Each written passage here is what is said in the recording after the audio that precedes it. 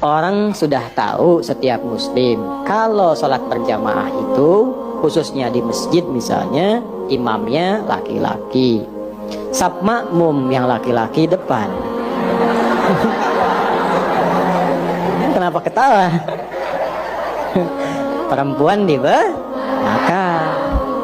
Sebaik-baik safnya tuh di belakang, belakang pun ditata lagi. Udah ada bagiannya. Jadi kalau pengen saf pertama perempuan, di saf perempuan, di belakang laki-laki. Ya, itu yang sehat. Nah, dan itu yang benar. Karena yang ngajarkan Nabi. Kan nggak mungkin melampaui Nabi. Nabi kan yang nyuruh. Bukan cuma disampaikan, sampai dipraktekkan, diukur oleh Nabi. Digaris begini, diatur. Abu Bakar sini, Utsman sini, Umar sini, baris semua. Sampai masing-masing punya hobi. Ada yang pojok kanan, ada zaman Nabi itu, ada pojok kanan, saf depan ada. Dan itu ditunggu oleh Nabi, karena Nabi tahu. Nabi tahu, itu ketahuannya saat meninggal. Karena Nabi komen, nungguin, mana si fulan yang biasanya pojok kanan ini?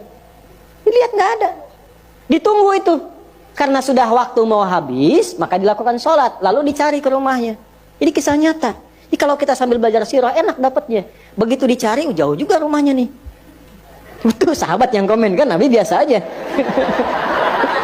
Sahabat. Ya, Nabi biasa aja, Nabi kan Masya Allah, itu kan biasa. Kadang-kadang begitu, gurunya biasa, muridnya yang komen kan. Nyampe ke rumah ketemu istrinya. Ya Rasulullah, ditunjukkan kan, istrinya datang keluar, ya Rasulullah, si fulan meninggal, singkatnya demikian. Sehingga nggak bisa berangkat berjamaah. Masya Allah. Sampai husnul khatimahnya. Nabi cuma nanya gini, ada nggak kejadian yang aneh atau unik sebelum dia meninggal? Tuh, namanya Nabi kan?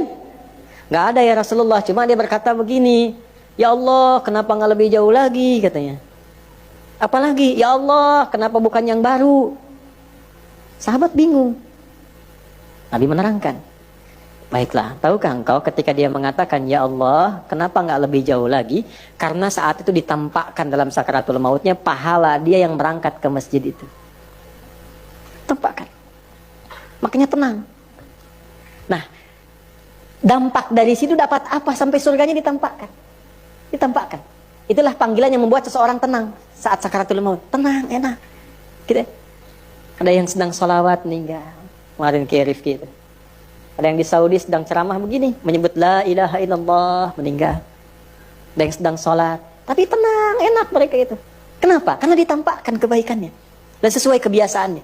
Itu yang dimaksud Quran surah ke-89 ayat 27 sampai 30. Ya ayyatuhan nafsul mutmainnah. Kenapa mutmainnah? Irji'i ila rabbika radiyatan mardiyah. Kenapa radiyatan mardiyah? Fadkhuli fi wadkhuli jannati. Nah, jannati itu ditampakkan.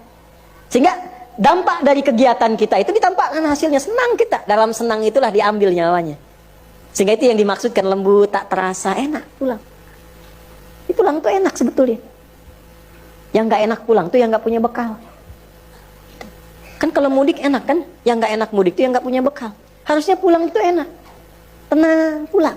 Maka ditampakkan. Dan dia berkata dalam sakaratul maut, ya Allah, kenapa gak lebih jauh lagi? Karena dia yakin kalau makin jauh makin banyak pahalanya. Antum datang ke sini yang dikira yang dekat saja. Kita yang jauh-jauh. Kalau ikhlas karena Allah itu dinilai, teman-teman.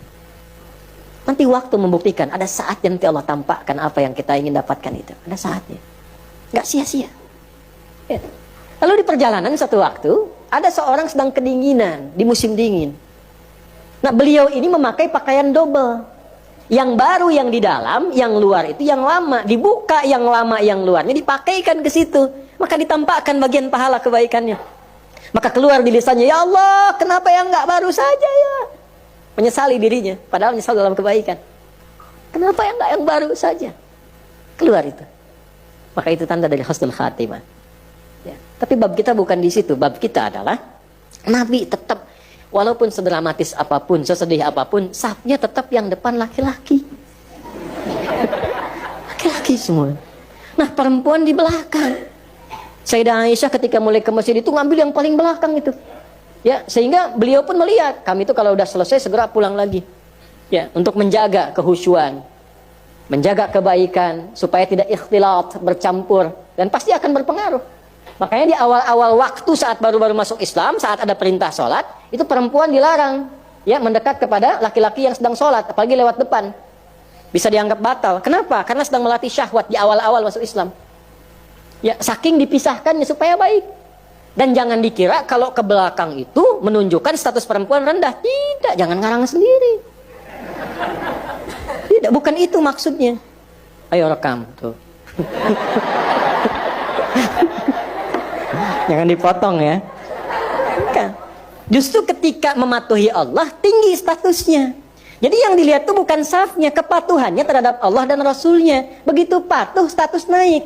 Nah, patuh itu feedbacknya apa untuk kebaikannya. Supaya ini khusyuk, sana khusyuk, nilainya sama. Justru kalau ibu maju ke sini maksa, nilainya jadi salah. Yang tadi benar. Jadi begitu maju safnya, ya, bahkan bersandingan, nih laki-laki, nih perempuan, laki-laki, perempuan. Imam laki-laki, kadang perempuan, laki-laki, perempuan. So, kan? Ganti-ganti, jadi nggak jelas. Akhirnya apa yang terjadi? Satu, menyalahi aturan. Yang kedua, menyalahi hikmah. Kalau sudah menyalahi aturan dan hikmah, pasti kontroversi. Kalau sudah kontroversi, pasti ada perdebatan. Kalau sudah ada perdebatan, tinggal dilihat masuk babnya mana. Nah, biasanya kalau sudah salah, Allah kirim orang baik untuk meluruskan dengan cara yang baik.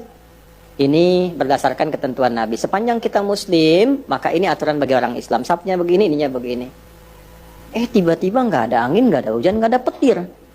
Datang lagi sosok lain membela misalnya. Ini demi kesetaraan. Ada bab lain. Bab dari mana, Johan?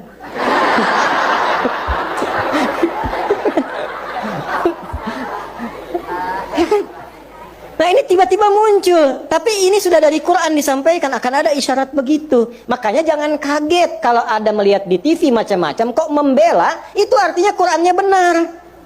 Itu. Qurannya benar artinya. Akan ada terjadi demikian. Nah, kita yang sadar, yang sehat, jangan ikut-ikutan. Apakah mencela? Tidak juga. Kalau ada yang demikian, minimal kita doakan.